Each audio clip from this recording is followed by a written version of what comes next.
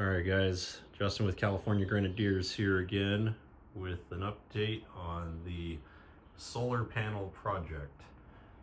So I mentioned before in one of my earlier videos, asking questions, talking about power supply, auxiliary batteries, chargers, inverters, and solar power kind of stuff. So kind of diving into this. This is all new to me, but doesn't seem too complicated the more that I research it. But I am not a huge fan of doing wiring and stuff. But this wasn't too complex.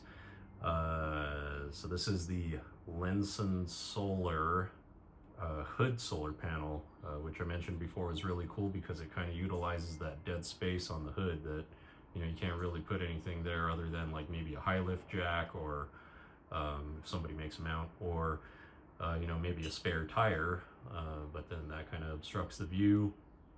And then, I've seen some people with the hood lights, but that's a terrible idea because of the glare that creates, and just doesn't look awesome aesthetically either. So, the flatness of this hood and the size of this hood is an ideal location for a solar panel. So I found that this is a really great option. I want to mount some other panels up top, like probably up on top of my my Pelican boxes up there. Those are pretty flat surfaces, and they're low profile, so it doesn't add any more space or whatever. So it doesn't take away from clearance. And pretty solid mounting point, and I can still access and use storage up on the roof rack. So I could add that in addition to this. This is 90 watt. I don't know where I want to get, maybe 300 watt. I don't know. I'm not really certain about all that stuff, but this has been installed for a few days. I installed it myself. It's really straightforward. In the previous video, I kind of talked about what the kit comes with. So it comes with the solar panel itself, and then it comes with this vinyl decal to protect the hood. And it comes with basically some VHB tape. It's kind of like 3M. I think it's from Sika. Interesting fact is I used to work for a concrete resurfacing company and concrete moisture testing company that actually utilized Sika products, specifically this Sika quote-unquote tape, and we would put it on our moisture test kits and push them down and seal off moisture on concrete so that we could test for how much moisture was coming through the concrete. And it atmospherically 100% nearly sealed off from the rest of the environment.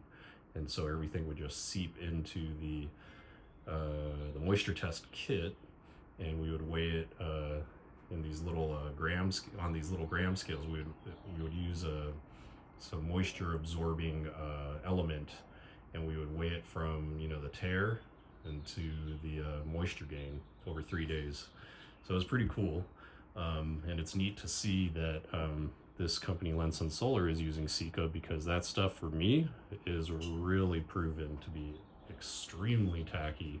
That stuff we had to scrape off with razor blades, and even after that it left a residue. It was so strong and so grippy. So really cool product that I'm familiar with, and I know is really strong at sticking. And that's why the vinyl decal. If you stuck that stuff on top of a hood, man, it would probably lift up the clear coat if you ever tried to get it off. So it's really thoughtful that they provide this vinyl decal. Super useful. If you ever need to take this off, you just lift off the vinyl. Super easy. It was a very easy install. It was just lining up the vinyl and then measuring out where I wanted to place the solar panel. I placed the VHB tape all the way around the perimeter, and then I placed it vertically like this, kind of lining up with those lines, and that's more than sufficient amount of adhesive to make this thing stick. This thing's not going anywhere.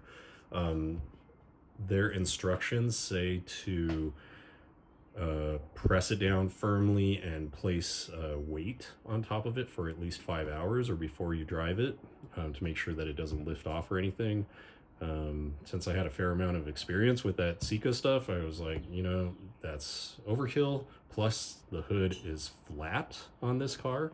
I think they suggest that for some of the other vehicles that have a more round and contoured hood.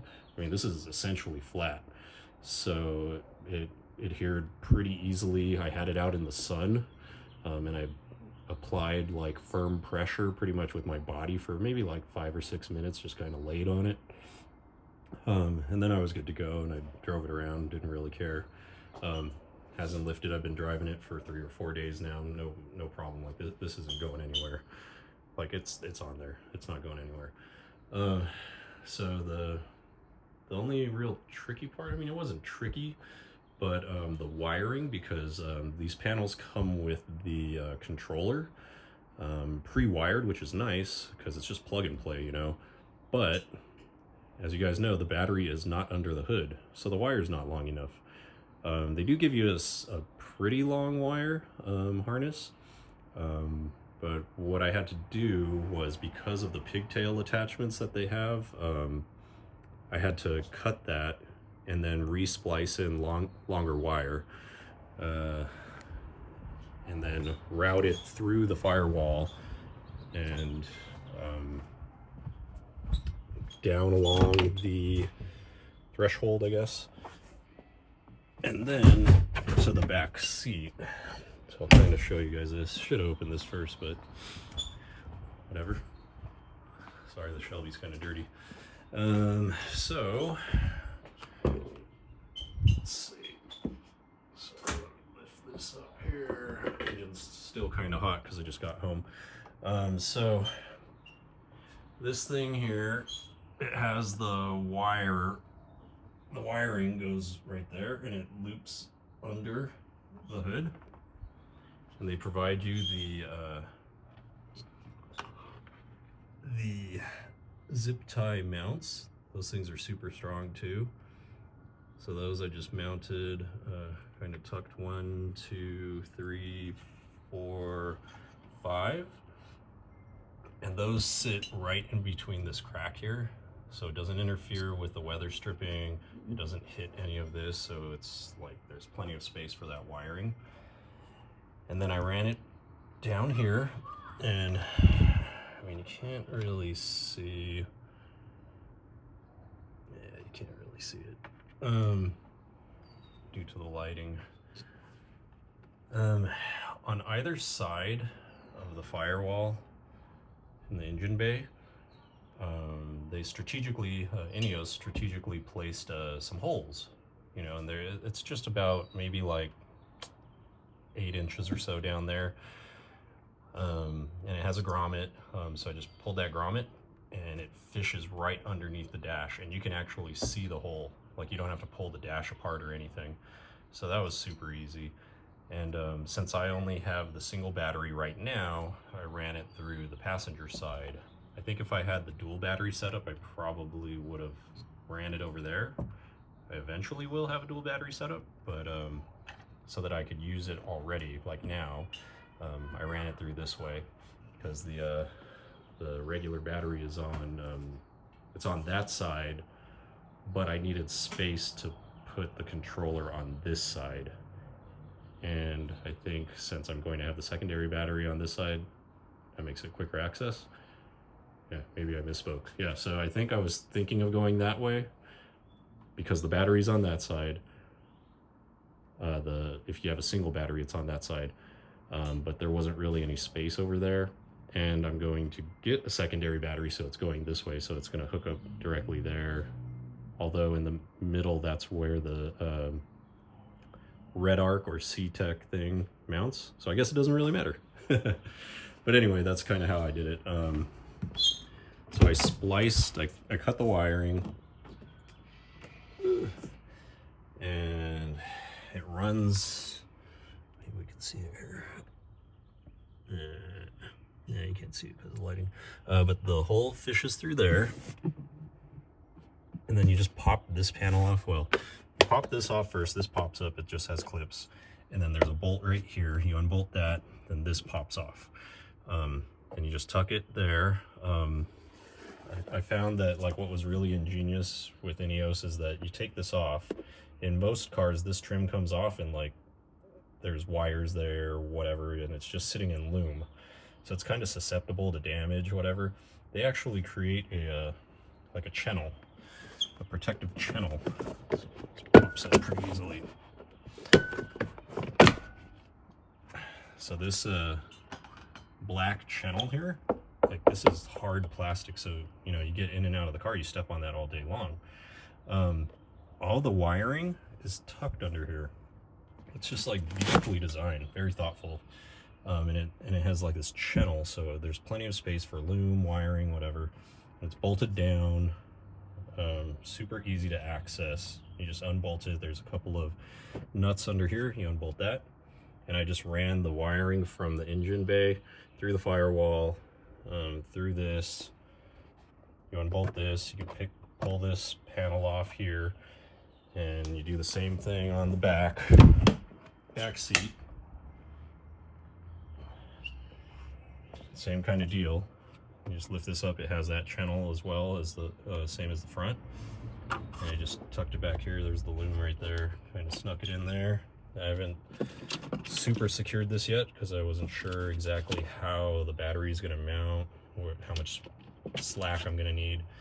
And then underneath there, you see that little green and yellow or amber light. That's the controller. And I thought, well, that looks like there's plenty of space down there. Won't get hot, won't get exposed to the elements, and it's underneath this like fuse box thingy. Easy enough to access, and they provide that VHB tape, so I just VHB'd it. I can lift it off later if I need to move it, but I think that space isn't going to be utilized. And then that leaves like a lot of space here. So I think the red arc fits like kind of over here. The battery, the dual battery, is going to fit here. And there's going to be all this kind of like dead space here. So I was even considering mounting the twin compressor there, but I think I got to get all this stuff sorted first. But I ran that loom from the engine bay all the way to back here, hooked it up, and then ran some wiring across to the battery over there. It just hooks to the positive and negative terminal, and it's fused, so it's pretty safe.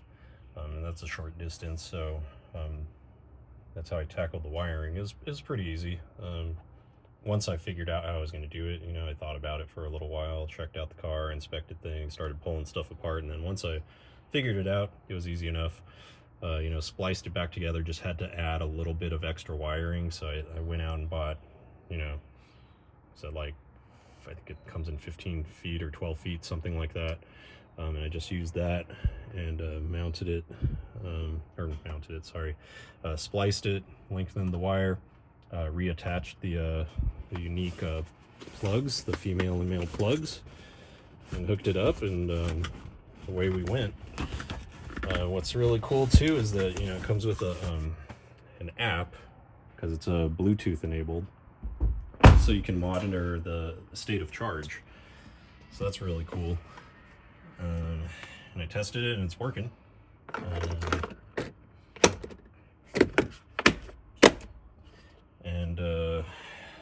Yeah, it was pretty simple, straightforward. Even to me, a guy that doesn't really like wiring.